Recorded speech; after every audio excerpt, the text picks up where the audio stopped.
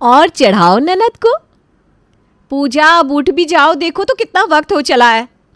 सोने दो ना भाभी, आज तो कॉलेज भी नहीं है, बस 5 मिनट और। कॉलेज तो नहीं है पर 10 बज चुके हैं, इतनी देर तक सोना ठीक नहीं है, सेहत पर बुरा असर पड़ता है। क्या है भाभी, अब खुद तो रोज़ सुबह सूरज उगने से पहले उठ जाते हो, फिर घर में बाकी सबकी नींद खराब करते हो। ये आपका गांव नहीं है, शहर है, शहर, वो भी मेट्रो सिटी। यहाँ लोग आराम से उठते हैं और छुट्टी वाले दिन पूरी ऐश होती है। खैर अब तो आपने नींद ही खराब कर दी, दे दो नाश्ता चलो। अरे पहले नहा तो लो, ऐसे बेड पर नाश्ता करोगी क्या? कर दी ना फिर से गंवारों वाली बात। ये शहर है, शहर, यहाँ ऐसे ही होता है। आप क्या जानो मॉडर्न होना क्या होता है। अब नाश्ता दो ना। बेचारी सिमरन अब क्या कह सकती थी। वो नाश्ता लेकर आई। ये क्या है भाभी, ये क्या बना कर लाई हो? ये पराठे वराठे मैं नहीं खाती, कितना ऑयल होता है इसमें, मुझे सैंडविच खाना है। सिमरन फिर से किचन में जाती है और अपनी ननद के लिए सैंडविच बनाती है। पूजा नाश्ता करती है और फिर थोड़ी देर बाद नहाकर बाहर आती है। मम्मी भाभी, मैं अपने दोस्तों के साथ शॉपिंग पर जा रही हूँ। अरे पूजा कपड़े तो पहन लो, ऐसे जाओगी क्या शॉपिंग पर? हाँ क्यों, क्या बुराई है इन कपड़ों में? ओ भाभी प्लीज़ आप ना रहने ही दो। खुद तो गंवारों की तरह कभी साड़ी कभी सूट में बाहर निकल जाती हो और मुझे बता रही हो क्या पहनना है। अब शॉपिंग पर ना लोग ऐसे ही शॉर्ट्स पहन कर जाते हैं। मम्मी आप समझाओ ना कुछ शहर के तौर तरीके भाभी को। और पूजा बिना किसी के जवाब का इंतज़ार किए शॉपिंग पर चली जाती है। सिमरन जब से शादी करके आई थी, उसकी ननद और पति बात बात पर उसे गंवार कहकर ताने देते थे। सिमरन चुपचाप उनके ताने सुन लेती, पर उस दिन सिमरन से रहा नहीं गया और उसने अपनी सास से कहा, माँ जी मुझे पूजा का इस तरह छोटे कपड़े पहनना कुछ ठीक नहीं लगता, आप कुछ कहती क्यों नहीं उसे? बेटा हम तो समझा समझा कर थक गए इस लड़की को, पर ये किसी की सुनती कहाँ है। इस पर तो जैसे मॉडर्न बनने का भूत सवार है। अरे तो क्या हुआ माँ, यही तो उम्र है उसकी खेलने खाने की। ऐसे हर बात पर उसे रोकना टोकना अच्छा लगता है क्या? आपको तो उल्टा सिमरन को समझाना चाहिए। हर वक्त मेरी बहन के पीछे पड़ी रहती है और आप वो कि उल्टा इसी की साइड ले रही हो। सिमरन कुछ सीखो मेरी बहन से, खुद को ज़रा अपडेट रखा करो। तुम्हें तो अपने दोस्तों से मिलवाने में भी मुझे शर्म आती है। ले बेटा ये भी मॉडर्न है। इन दोनों भाई बहनों ने मॉडर्न बनने के नाम पर संस्कारों की धज्जियाँ उड़ा रखी है। सिमरन कुछ नहीं कहती। उसे समझ में आ जाता है कि जब तक पूजा को राज का सपोर्ट है उसका कुछ नहीं किया जा सकता। कुछ दिन ऐसे ही गुजर जाते हैं। अब सिमरन ने पूजा को टोकना बंद कर दिया था। भाभी चलो आज हम दोनों कहीं बाहर होकर आते हैं, बहुत दिन से आप कहीं बाहर भी नहीं गए हो। ठीक है चलते हैं, पर कहाँ चलना है? पिक्चर चलते हैं, फिर थोड़ी शॉपिंग कर लेंगे, फिर लंच बाहर ही कर लेंगे, कैसा रहेगा? सिमरन जानती थी कि पूजा बड़ी चालाकी से अपनी शॉपिंग का बिल उसके सर पर डालने वाली थी, पर अपनी ननद का मन रखने के लिए वो मान जाती है। ठीक है चलते हैं, पर वक्त से वापस आ जाएंगे। घर आकर मुझे मम्मी जी और पापा जी के लिए खाना भी बनाना है, वो तो बाहर का खाएंगे नहीं। ठीक है भाभी, पर अब जल्दी से रेडी तो हो जाओ, जल्दी जाएंगे नहीं तो जल्दी आएंगे कैसे? अपनी ननद की बात मानकर सिमरन तैयार होने जाती है और एक बहुत सुंदर सा सूट पहनकर बाहर आती है। ये क्या पहन लिया भाभी आपने? नहीं नहीं नहीं नहीं, मेरे साथ जा रही हो आप। आज तो आपको कुछ मॉडर्न ही पहनना होगा, वरना आपकी वजह से मेरी इमेज खराब हो जाएगी। और फिर पूजा सिमरन को अपनी एक छोटी सी 1 पीस ड्रेस निकाल कर देती है। अब ये पहन लो, आप पर अच्छी लगेगी। अरे ये तो बहुत छोटी है पूजा, मुझे ना ऐसी ड्रेसेस पहनने की आदत नहीं है, नहीं पहन पाऊंगी मैं ये। भाभी कभी तो मेरे हिसाब से चलने की कोशिश करो, इसीलिए ना भैया हमेशा आपसे नाराज़ रहते हैं। आप कभी उनकी पसंद का ख्याल ही नहीं रखती। सिमरन एक बार फिर चुप हो जाती है। अपनी ननद का मन रखने के लिए वो उस ड्रेस को पहन लेती है। दोनों शॉपिंग पर जाते हैं और पूजा अपने लिए बहुत सारी शॉपिंग करती है, जिसके पैसे सिमरन को देने पड़ते हैं। बाद में महंगे रेस्टोरेंट में खाना भी खाते हैं और सारा खर्चा सिमरन को भरना पड़ता है। जब वो घर लौटते हैं तो लो सत्यानाश हो गया, तुझ पर चढ़ गया ये मॉडर्न रंग। ये क्या पहन रखा है? अरे कितने अरमान से मैं गांव की सीधी सादी बहू लेकर आई थी, ताकि अपने दोनों बच्चों को भी बता सकूं कि संस्कार क्या होते हैं, परंपरा क्या होती है। पर तू तो खुद ही नास पीटों के रंग में ढल गई। कल तक तो बड़े उपदेश दे रही थी। माँ जी मैंने वो बस पूजा का मन रखने के लिए ये ड्रेस पहनी, मुझे तो खुद ही ये सब अच्छा नहीं लगता। पूरे रास्ते सबकी नज़रें खुद पर टिकी देखकर बहुत शर्म आ रही थी मुझे। और सिमरन रोने लगी।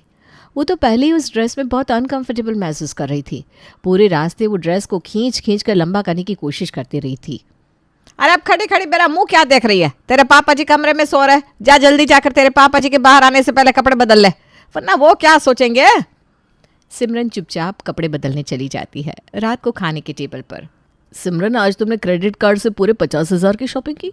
अरे ऐसे भी क्या जरूरत थी तुम्हारी? वैसे तो बहुत समझदार बनती हो, पूजा को हर वक्त डांटती रहती हो और खुद इतनी फिजूल खर्ची। वो मैं इससे पहले कि सिमरन कुछ बोल पाती, पूजा बोल पड़ती है। वो भाभी कह रही थी कि बहुत वक्त से उन्होंने अपने लिए कुछ खरीदा नहीं, तो आज सारी कसर निकालेंगी। क्या? अरे किस बात की कमी है तुम्हें यहाँ? हर ज़रूरत तो पूरी होती है तुम्हारी। हम शहर में रहते हैं, इसका मतलब ये नहीं कि हमारे पास कोई खजाना है। हमें भी बजट देखकर चलना होता है। अपने शौक पर ज़रा लगाम लगाओ। राज सिमरन की बातें सुने बिना ही उस पर गुस्सा करने लगता है। सिमरन चुप रह जाती है, पर इस बार सिमरन की सास को ये सब सही नहीं लगता। रात को जब सबके खाने के बाद सिमरन किचन साफ कर रही थी, तब उसकी सास उसके पास जाती है। सिमरन बेटा, मैं जानती हूँ कि तूने ये सब अपनी मर्जी से नहीं किया है। माँ जी, मैं तो बस पूजा का मन रखने के लिए, उसी ने कहा था शॉपिंग पर चलने को, और उसने ही खरीदा जो भी खरीदा है। मैंने तो कुछ लिया भी नहीं है, पर राज ने मेरी बात सुनी ही नहीं और मुझे ही डांटने लगे। सिमरन रोने लगती है। सविता उसे चुप कराती है। जानती हूँ बेटा, इसीलिए कह रही हूँ। अब पूजा और राज को उसकी गलती समझाने का वक्त आ गया है। तो सुन, मेरे पास एक आइडिया है। और सविता सिमरन के कान में कुछ कहती है, जिसे सुनकर सिमरन भी खुश हो जाती है। अगले दिन, अरे पूजा बेटा, ज़रा इधर तो आना। क्या हुआ मम्मी? देख पूजा, तुझे तो पता है तेरी भाभी को कुछ आता नहीं, वो ठहरी गंवार। पर तू तो पढ़ी लिखी आज के ज़माने की मॉडर्न लड़की है। जाकर घर का राशन लिया बेटा। तेरी भाभी से कहूँगी तो 2 के 4 देकर आएगी। गंवार जो है। पूजा को तो हिसाब किताब बजट कुछ पता नहीं था, पर वो कुछ बोल नहीं पाती और चुपचाप राशन लेने चली जाती है। पूजा अपने छोटे कपड़ों में ही राशन की दुकान पर जाती है। वहाँ कुछ लड़के खड़े होते हैं जो पूजा को देखते ही उस पर कमेंट करने लगते हैं। वाह क्या माल है यार, लचक तो देख इसकी। ओ यार, मस्त पीस है, क्या फिक्र है। तुम्हें ये सब राशन वाशन लेना शोभा नहीं देता रानी। तुम तो हमारे साथ चलो, मजे करेंगे। ये सब सुनकर पूजा एकदम से घबरा जाती है और गलती से दुकानदार को ज़्यादा पैसे पकड़ाकर घर लौट आती है। अरे ये क्या कर दिया? तेरी भाभी तो 2,500 का राशन लाती है और उसमें पूरा महीना चल जाता है। तूने तो पूरे 3,000 खर्च कर दिए और उसमें भी अभी चावल और दाल तो बाकी रह गए। तू तो अपनी भाभी से भी ज़्यादा गंवार निकली। क्या फ़ायदा हुआ तुझे शहर में पढ़ाने का? पूजा बहाना बनाते हुए कहती है। अरे तो पहली बार है ना मम्मी, हर बार लाना हुआ तो भाभी से सस्ता ही लाऊंगी सब कुछ। ठीक है बेटा, आपसे घर का राशन तू ही लाएगी। और हाँ, खाना भी ना तू ही बनाना। वो क्या है ना, तेरी भाभी से कुछ भी बनाने को कहो तो वही देसी खाना, दाल चावल सब्जी रोटी बना कर रख देती है। तुझे तो मॉडर्न खाना बनाना आता होगा ना। वो क्या कहते हो तुम लोग, पिज्ज़ा, पास्ता, नूडल्स, मोमोज। अब ये सब तू ही बनाना खाने में। पूजा चुपचाप सिर झुकाए अपने कमरे में चली जाती है। सविता सिमरन को देखकर मुस्कुराती है। सिमरन को अब किचन और बाकी के कामों से छुट्टी मिल गई थी। पूजा इससे पहले कभी किचन में गई नहीं थी, इसलिए ये सब उसके लिए किसी सर दर्द से कम नहीं था। पर अब वो कर भी क्या सकती थी। अब क्या कहूँ मम्मी से, मुझे तो पिज्ज़ा पास्ता मोमोज खाना आता है, बनाना कहाँ आता है। पर अब तो इज्जत का सवाल है, वरना भाभी की जगह घर पे सब मुझे गंवार बुलाने लगेंगे। एक काम करती हूँ, यूट्यूब से रेसिपी देखकर बना लेती हूँ। पूजा यूट्यूब से रेसिपी देखकर खाना बनाती है। रात को खाने के टेबल पर, अरे सिमरन, ये क्या बना दिया है? कितना नमक है इसमें? खाना बनाना भी भूल गई हो क्या तुम? अरे बेटा, आज खाना सिमरन ने नहीं, पूजा ने बनाया है। खाना बेटा, रोज रोज अपनी गंवार बीवी के हाथ का देसी खाना खाकर बोर हो गया होगा ना तू। आज मॉडर्न खाने का स्वाद ले तू। ये खाना खाने से अच्छा है मैं भूखा ही सो जाऊं। और कोई भी खाना नहीं खा पाता। पूजा ने मॉडर्न खाना बनाया तो था, पर किसी में नमक ज़्यादा था, किसी में मिर्च ज़्यादा। अगली सुबह, अरे राज बेटा, ज़रा मेरी ये दवाइयाँ तो ले आ। वो क्या है ना, बहू को तो कुछ पता नहीं, वो ठहरी गंवार। और पूजा तो राशन की दुकान पर ही 2 रुपये के सामान के 4 रुपये देकर आई है। अब उससे क्या ही कहूँ। पर तू तो मेरा मॉडर्न बेटा है बेटा, तू ही ले आ। राज चुपचाप दवाइयाँ लेने चला जाता है। थोड़ी देर बाद जब राज दवाइयाँ लेकर आता है, ले आया बेटा दवाई? ज़रा दूध वाले का हिसाब भी देख लेना। और हाँ, कल धोबी को भी पैसे देना है, उसका भी देख लेना। अब सिमरन पर तो किसी चीज़ को लेकर भरोसा ही नहीं किया जा सकता, वो ठहरी गंवार। इसी तरह सविता कभी पूजा से कभी राज से मॉडर्न होने के नाम पर पूरा हफ्ता खूब घर के काम करवाती रही। दोनों की हालत एकदम खराब हो गई। फिर एक दिन, मम्मी अब बस भी करो ना ये अत्याचार, ये सब मुझसे नहीं होगा। हाँ मम्मी, अब बस करो। मैं ऑफिस का देखूं या घर का? सारा काम मैं ही करूंगा तो सिमरन क्या करेगी?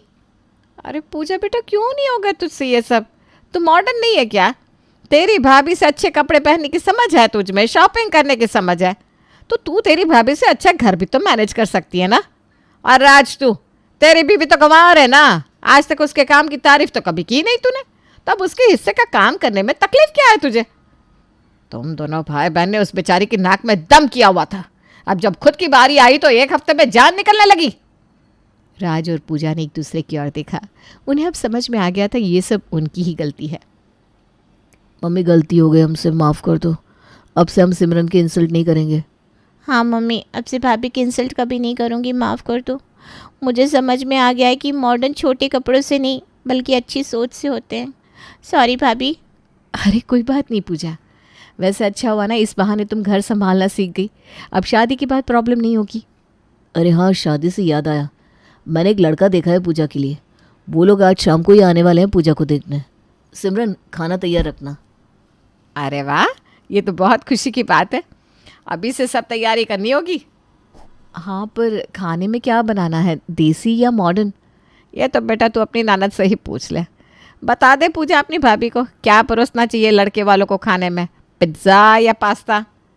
पिज़्ज़ा या पास्ता नहीं भाभी, आपके हाथ की मक्की की रोटी और सरसों का साग बहुत अच्छा बनता है, वही बनाना, मुझे भी बहुत पसंद है। वाह क्या बात है, हमारी मॉडर्न ननद को देसी खाना पसंद आने लगा। अब ये चमत्कार कैसे हुआ? भाभी सच कहूँ तो मुझे नहीं पता था। ये सब पास्ता पिज़्ज़ा कभी कभार के लिए ठीक है, पर रोज़ रोज़ खाने से सेहत पर इतना बुरा असर होता है। मेरा तो पेट ही खराब रहने लगा। इसीलिए तो कहती थी, भारतीय खाना और भारतीय कपड़े दोनों ही जिंदगी जीने का सही तरीका सिखाते हैं। हाँ भाभी, अब तो मैं भी आपकी तरह बस दाल रोटी खाओ और प्रभु के गुण गाओ। अच्छा, और आज शाम को लड़के वालों के सामने क्या पहनोगी, कुछ डिसाइड किया है? भाभी आपका वो पिंक वाला सूट है ना, वो दे देना मुझे, वही पहन लूँगी, मुझे बहुत पसंद है। हाँ हाँ ज़रूर ले लेना, मेरा सूट बहुत जचेगा तुम पर। हमारी ननद रानी तो बहुत समझदार हो गई है। हाँ बिल्कुल, अपनी भाभी पर गई है। वाह बहू, तुमने तो सुधार दिया मेरी पूजा को। अब चिंता नहीं है मुझे, अपना घर संभाल लेगी अच्छे से। है सभी खिलखिलाकर हंस पड़े। फिर शाम को मेहमान आने पर, जी हमें तो बिल्कुल सीधी सादी घरेलू लड़की चाहिए। पर हमारी पूजा तो मॉडर्न बिल्कुल नहीं हूँ, सीधी सादी और घरेलू ही हूँ, बिल्कुल भाभी जैसी। भारतीय खाना और भारतीय पोशाक।